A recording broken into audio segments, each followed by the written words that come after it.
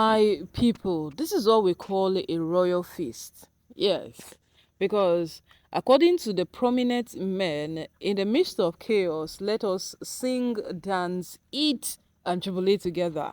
So they have advised the Oni to invite all his wife ahead of their meeting with him. Remember that these women proposed a meeting with the Oni, that they all want to come together, sit, let the Oni state his plight and let them state theirs. Let him tell them exactly what is causing the problem, and they will also tell him that this is our pain and this is what is causing the problem for us. So they will go ahead and tell him their own side of the story too. So ahead of the meeting, the prominent men have advised the Oni that hold a feast, invite everybody that is concerned on this matter to come to the feast. Let them come eat, drink, and you people should talk. Yes, now this is the honest meeting. And when those women's meeting comes, will they find it necessary? Now the prominent men are advising the Oni on this, and this is what we are beginning to observe. The Oni had already written to the court to tell the court, to tell his wives to sign their divorce papers because none of them is 1 month or 2 months or 3 months old in their marriage. All of them are old enough to divorce him. Yes, because I know that it's newly wedded couples that they say that you have to wait, is it for 6 months or be 3 months before you can process your divorce. But in this case, all his wives have stayed in his palace more than a year. So it is actually right that they proceed to sign the divorce papers. But now the prominent men are saying this. Is it like these women are fighting at an angle that the owner doesn't know? So he should bring them together before the meeting that they have suggested that it has, because that meeting has to encompass with their elders and every other person. So now what they want is bring them aside their elders, make a feast for them. Even if it is a last supper, make it for them and tell them your mind. Tell them categorically that this is it. Look them into their faces and tell them that this is it and you are not going back.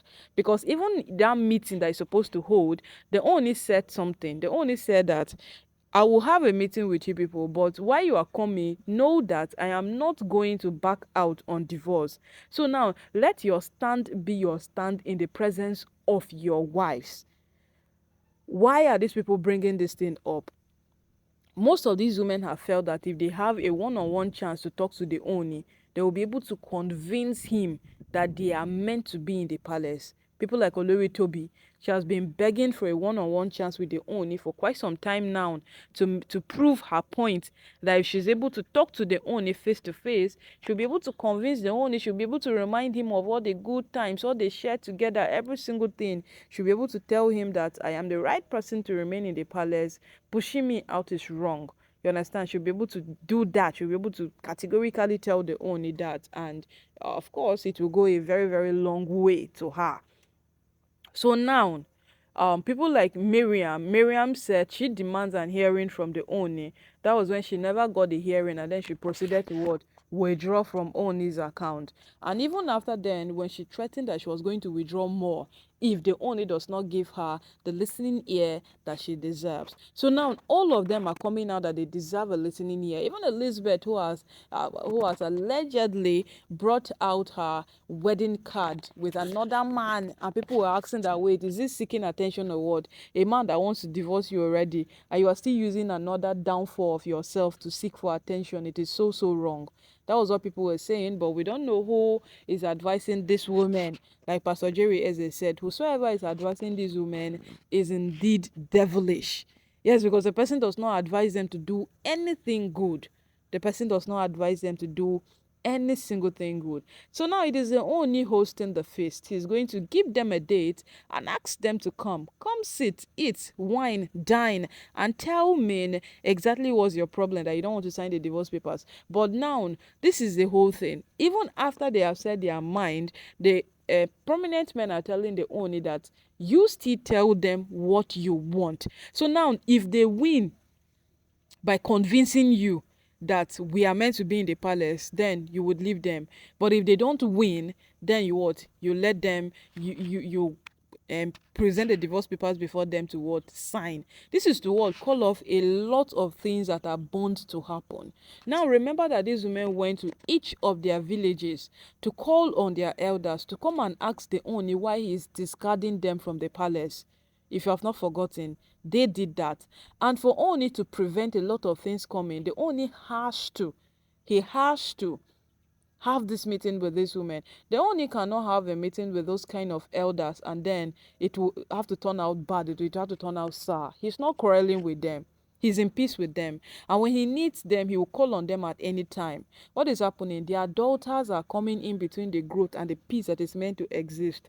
And if the owner is not wise enough, these women would use his head. They will crack him down. They would take advantage of whatsoever is happening now and they would get to him. That is what the prominent men are trying to avoid. And it's indeed a good advice. When the owner has these women in for a feast and then he tells them into their face that, see, no matter what happens, there is going to be a divorce.